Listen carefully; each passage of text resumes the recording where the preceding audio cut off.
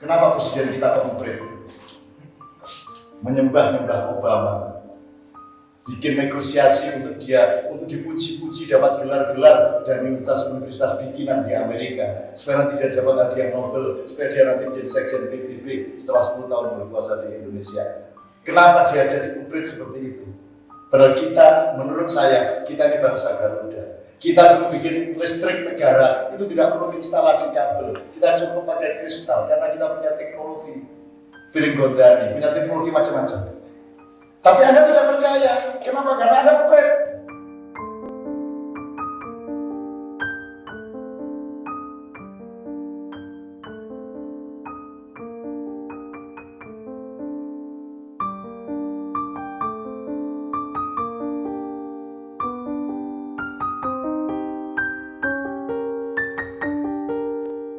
Saya itu sedang melakukan penelitian dengan Leto, Kiai Kanjeng, dan tim khusus dengan mengambil situs-situs dan buku-buku kuno yang bermacam-macam sampai saya membayar pembaca-pembaca yang bisa membaca huruf-huruf macam-macam itu. Dan itu bukan LSM, itu inisiatif saya pribadi, saya hidupi sendiri untuk menemukan bahwa Indonesia ini tidak bisa diremehkan ini. Bukan hanya tuanya, tetapi teknologi-teknologi internal dan eksternal yang sudah ditemukan oleh bangsa kita itu bisa kita deraj sedemikian rupa. Ini panjang lebar, tapi intinya gini, atau gini aja deh, saya berangkat dari gampang aja. Anda ini kalau udah paham. Sekarang ini dunia kan cuma diurusi dan dikuasai oleh anaknya Nabi Ismail sama turunannya Nabi Ismail sama turunannya Nabi Ismail. Yang punya duit sedunia ini turunannya Nabi Ismail. Yang ngatur duit itu turunannya Nabi Ishak. Sri Mulyani disuruh ke New York, ke Washington, itu yang buruh itu cucunya Nabi Ishak. IMF, World Bank, BEJ, semua itu cuma dua ini. Turunannya Nabi Ibrahim, turunannya Nabi Ismail sama Ishak. Dan semua ini berarti turunannya Nabi Ibrahim.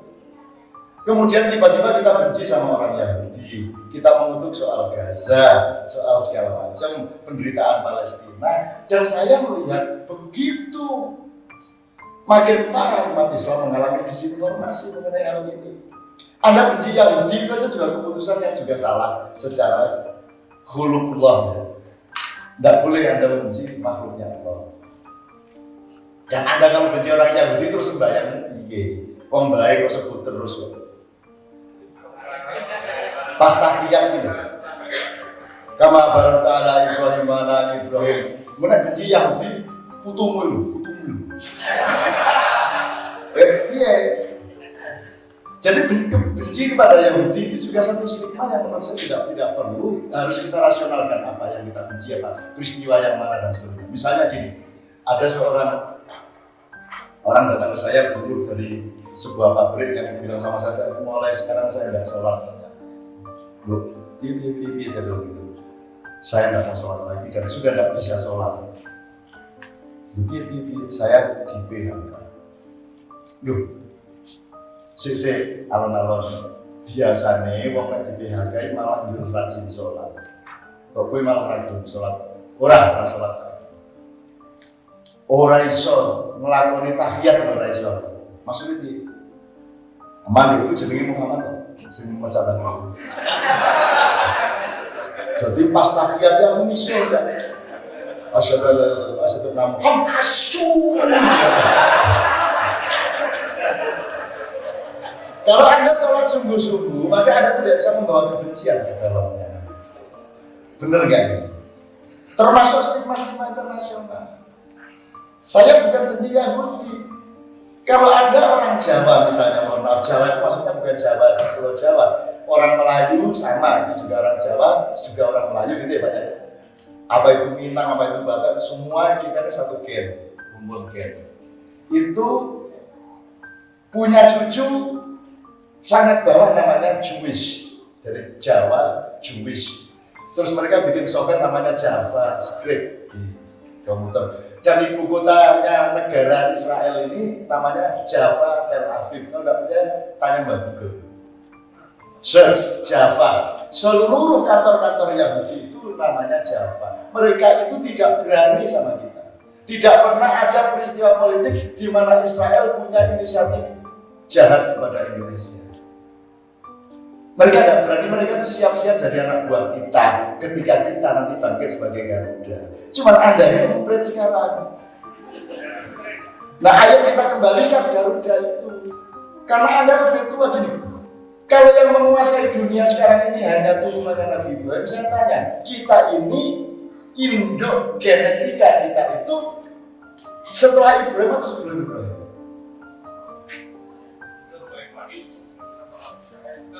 Setelah. Siapa kira-kira dari Nabi siapa? Nah, makanya saya tidak ingin berdebat setelah atau sebelum, maka saya menanyakan seperti itu ya. Saya punya sangat banyak bahan. Omongannya Santos almarhum mengenai ini adalah negara Atlantis dengan segala keistimewaannya yang sekarang orang di Pulau Jawa masih punya itu. Saya punya bukti-bukti kepada Anda situs-situs yang tidak diketahui oleh negara pengurus sejarah di Indonesia. Saya bisa panggil orang salah satu anak saya untuk presentasi di sini betapa tuanya Anda. Bahwa Astinapura itu di Indonesia, bahwa Perang Barata itu di Babylon, bahwa Astinapura itu situsnya ada di Kediri. Jadi Astinapura sampai Parikesit itu sesungguhnya Parikesit itu musnah bersamaan dengan banjir Nuh, karena banjir Nuh itu disebabkan oleh meletusnya Gunung Krakatau yang menenggelamkan 2/3 dunia yang dulu kita kuasai dari tanah Nusantara ini. Itu salah satu fakta-fakta di situ ya. Tapi ini boleh diperdebatkan dan ayo kita cari bersama-sama untuk mengetahui bahwa kita ini bukan bangsa remeh. Wong baru saja kita punya 15 kata kok. Jajan itu sampai berapa puluh kata. Dari ketela aja ada sawut, ada lemet, ada geduk, ada rondo kemul, ada rondo royang. Di Jombang itu saking manggilnya orang Islam sama Cina. Orang Jombang suka wiritan, suka selawatan tapi miskin terus. Cina mendem bendino tapi sugih. Manggil orang Jombang akhirnya gaya jajan jenenge bol Cina. Nah, setelah Gus Dur jadi presiden, orang Cina, orang Konghucu dikasih angin sama Gus Dur, gantian Cina bikin jajan mirip merah-merah dulu dijenengi bol kaji. Semula boleh Cina, saya boleh kaji kan. Itu Jombang, memenuhi Jombang. Lalu Gus Dur kayak gitu itu Anda harus paham Jombang. Kalau siapa yang mau naik Gus Dur itu jadi presiden yang enggak amat itu. Dia tidak berlaku sebagai presiden, lali kan. Namanya enggak waspada, lali dari presiden turun. Gantung, kan lupa dia sebagai presiden, sering lupa. Oke, jadi Mas, kita ini Garuda atau tidak, saya tidak mengatakan kita Garuda, tapi mari kita cari, kita ini benar-benar umprit kayak sekarang atau tidak. Kenapa presiden kita umprit? Menyembah-nyembah Obama, bikin negosiasi untuk dia, untuk dipuji-puji dapat gelar-gelar dari universitas bikinan di Amerika, supaya tidak dapat hadiah Nobel, supaya dia nanti menjadi sekjen PBB setelah 10 tahun berkuasa di Indonesia. Kenapa dia jadi umprit seperti itu? Padahal kita, menurut saya, kita ini bangsa Garuda. Kita perlu bikin listrik negara, itu tidak perlu instalasi kabel. Kita cukup pakai kristal, karena kita punya teknologi piring gondani, punya teknologi macam-macam. Tapi Anda tidak percaya. Kenapa? Karena Anda umpret. Dasar umpret. Loh, tapi Anda kalau bikin acara, panggil pawang. Loh, kok panggil pawang? Nanti begitu ceramah di kampus, kamu menjelek-jelekkan semua yang tradisional dan merawat-merawat, tapi begitu mantu nyuruh pawang. Ayo, emang saya tidak mengerti dunia kepawangan. Saya adalah orang pertama yang membuat acara terbuka di Monjali yang tidak hujan. Dan pawang-pawang datang ke saya, ya Allah, kamu kok ternyata sampean baik pawang, agak ngerti.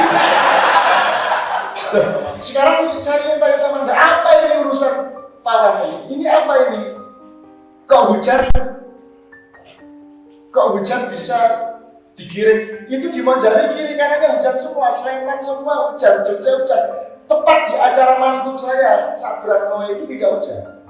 Tapi apakah saya paham? Aku enggak mau angin. Aku bilang sama mereka, ya Allah, kalau yang baik hujan, hujankan. Kalau yang baik tidak hujan, jangan hujankan. Terserah engkau, ya Allah. Aku bukan pawang dan aku tidak memohon apa-apa kecuali kasih sayangmu. Benar gak saya? Ternyata terus hujannya gak enak karena aku kecewa. Terus saya tahun baruan di Taman Mini Jakarta sama Om Irama, jadi Soneta sama Kiai Kanjeng. Yang ditaruh di bawah panggung yang berpayung sangat besar Roma Irama dan Soneta Kiai Kanjeng dikasih panggung di depannya tanpa payung. Hujan deras. Tapi kepala dinas hujan itu juga agak mengkewa sama saya. Anda nggak tahu ya, ada kepala dinas tsunami, ada kepala dinas gempa, Anda nggak tahu saya struktur birokrasinya. Anda pikir malaikat ya itu gitu dok. Tidak, Tuhan itu detail. Kan kata para sufi, Allah bahkan mengatur jatuhnya setitik embun dari ujung daun, betul? Maka dia pasti punya birokrasi dan aparat-aparat yang lengkap yang mengatur semuanya itu. Loh kok saya enggak, masa takhayul gitu itu? Kan malaikat tidak terbatas jumlahnya, wong dia frekuensi, dia cahaya, dia bukan jasa. Dia tajallullah, ya tajalla. Kan begitu. Maka jangan bilang khurafat dulu, pelajari secara rasional dulu. Buktinya kamu ini besok pakai pawan enggak? Ayo coba tanya Pak dia pakai pawan, tanya Pak Heri. Dia pakai pawan atau tidak? Saya menganjurkan jangan pakai pawan. Mari kita bilang sama Allah, ya Allah, kalau yang terbaik hujan bagimu, hujanilah kami. Kalau yang terbaik tidak hujan, jangan dihujani. Terserah engkau ya Allah. Kami adalah orang yang berjiwa Muhammad. Pasrah kepadamu ya Allah. Insya Allah gak ada hujan. Selama saya acara 100 kali, hujan paling 2 kali. Itu pun sudah saya siapkan penontonnya. Kalau hujan marah apa tidak? Enggak. Kalau hujan ikhlas apa enggak? Tidak. Kalau hujan terbaik atau buruk baik, ya sudah. Kalau hujan gak apa-apa ya. Ya gak apa-apa. Dan saya mempraktekkan begitu hujan, saya turun panggung, saya hujan-hujan. Tapi kalau Anda ikhlas, hujannya akan mengkewong sama Anda. Bener mas, hujan 3 menit, 5 menit setelah itu pergi. Bukan karena saya pawang hujan. Nah di Taman Mini itu mas Kiai Kanjeng nggak pakai panggung, ini pakai panggung. Si kepala dinas emang nggak, emang bodoh kepala dinas hujan. Ya tinggal dimiringin hujannya. Jadi hujan seret masuk panggung gini. Jadi hujannya lokal ya mas, di sini sampai ke sini atau di sini sampai ke sini tuh. Nah pinggirnya hujan tuh di sini seret masuk ke Roma Irama. Di sini hujan, yang di sini Kiai Kanjeng seret, di sana ada hujan. Kalau apa gue? Akhirnya malam-malam jam 1 datang itu pawan-pawan saya langsung cium tangan saya, langsung cium kaki saya. Iki apa ini? Apa ini? Aduh ya ampun jangan. Apa ini ya? Teman-teman sekalian, please.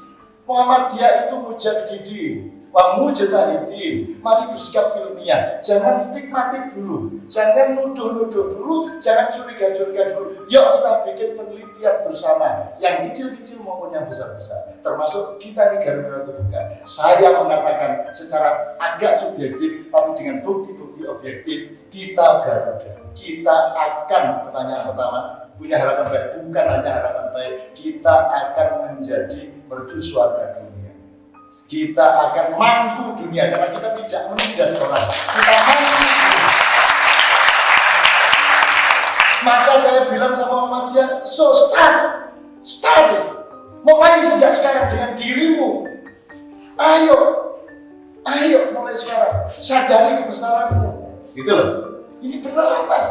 Nanti kalau sudah sampai teknologi, sampai anak saya, Noe itu sangat concern dan sangat banyak mendata penelitian-penelitian hal itu yang menunjukkan kebesaran bangsa Indonesia. Dia bahkan mau merawat, mau apa saja, sebenarnya sekedar untuk supaya ada padatan-padatan frekuensi di dalam dirinya, sehingga dia bisa menemukan dan bersentuhan dengan sesuatu yang kalau kita makan terus, itu nggak bisa bersentuhan. Ngerti ya mas?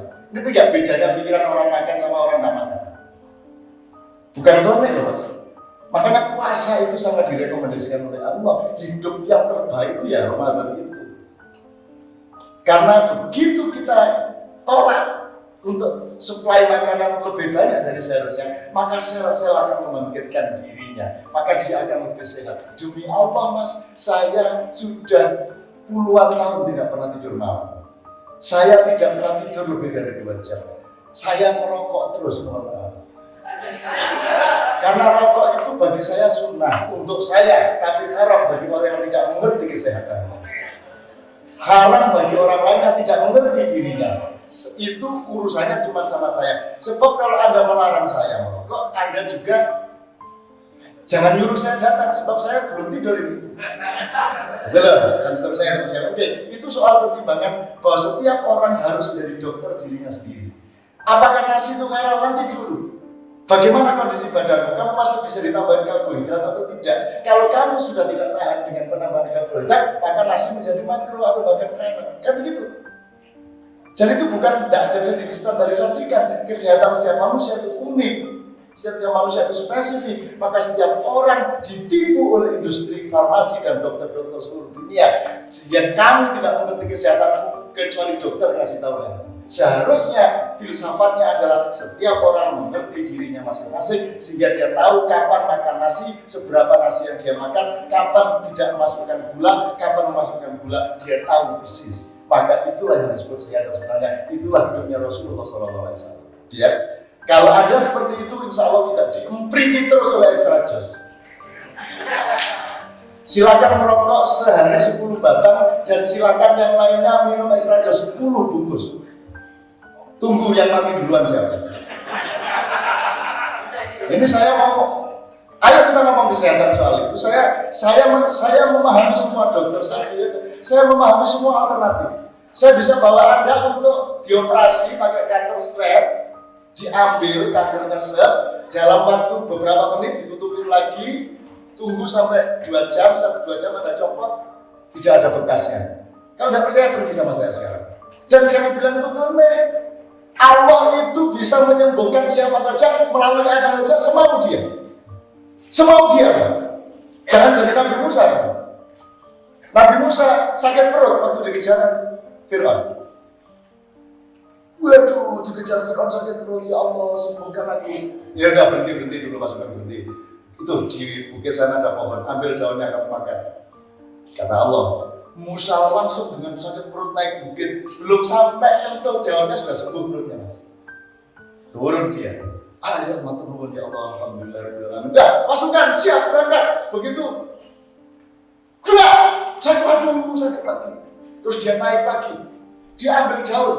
Tadi tidak disentuh sudah sembuh. Sekarang dari merakoti godong piro enggak mari-mari. Terus dia bilang, ya Allah, kok enggak sembuh ini aku? Tadi katanya aku disuruh naik bukit untuk makan daun ini. Sekarang sudah makan daun banyak, kok tidak sembuh? Loh, aku merantanya kan waktu sakit yang pertama tadi. Waktu kedua kamu sudah bilang sama saya. Terus siapa yang bilang bahwa daun bisa menyembuhkan? Itu siapa saya? Itulah kesalahan dunia medis di seluruh dunia. Dipikirnya daun bisa menyembuhkan. Yang bisa menyembuhkan itu perkenanku. Dan itu boleh lewat daun terserah aku, boleh lewat tidak pakai apa-apa terserah aku. Makanya jika Muhammad ya Allahumma shfini. Bukan karena obat ini obat itu. Nah kita menyangka kalau sudah menemukan satu fenomena bahwa daun, menurut pengalaman Nabi Musa, daun bisa menyembuhkan sakit perut, gitu ya. Terus kita jadikan fakta objektif, kata Tuhan jari sopo. Ya wingi tak gawe menyembuhkan sesuk ora apa kowe. Wek dhewe, hak dhewe. Saya boleh bikin anomali tiap hari. Kenapa kita ini mau ngatur-ngatur Tuhan? Ya Allah, aku sudah berdoa terus kenapa tidak engkau kabulkan? Loh saya mau mengabulkan atau tidak? Jangankan tidak mengabulkan. Aku ambil seluruh jagat raya ini, aku batalkan dan aku bikin jagat raya yang baru dengan nabi yang baru sakarepku, kata Tuhan. Untung Tuhannya bukan saya. Kalau saya akan tampil di langit, aku mengatakan itu, hei manusia, jangan ngatur-ngatur aku, terserah aku. Kamu tinggal sholat, nyanut sama aku limpahin rezeki. Kita ini suka, Tuhan itu anggota kita itu apa? Gitu. Makanya belajar sama orang NU. Kalau NU sama Tuhan dekat, kalau Muhammadiyah kan gini. Kalau NU kan saking dekatnya akhirnya nggak ingat Tuhan. Kalau yang orang dari ya kan ini sebenarnya saking itu kan rezeki Allah. Saya ada di kebijakan jadi saya pernah diimami Muhammadiyah ya saya kan waduh hati banget. Kalau diimami NU bingung saya. Sembahyang kok karo kita. Sampai saya dulu. Jadi saya selama sholat maghrib di Blitar suatu hari ini sembahyang banyak tidak sah ini batal. Kalau sembahyang orang mengikuti pokok. Dan tidak cirinya kiai kan harus pilek mas. Kok kiai nggak pilek itu kurang kiai. Kiai harus wah karena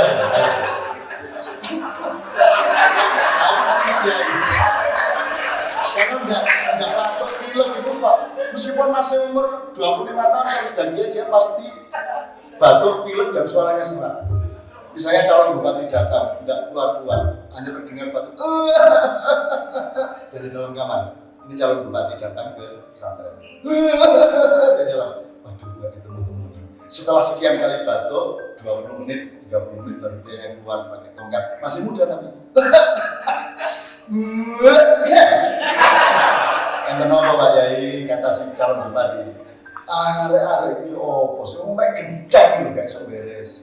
Omek kari titik tok gak iso beres. Aja meneh kok gedung liyane. Santri saiki ngono iku lho terus bupatine kirang pinten gendeng.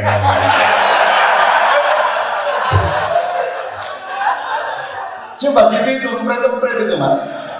Nah, ayo Anda mau jadi Garuda atau mau jadi empret? Saya optimis Muhammadiyah lebih memiliki jalan rasional untuk menemukan Garudanya dibanding NU.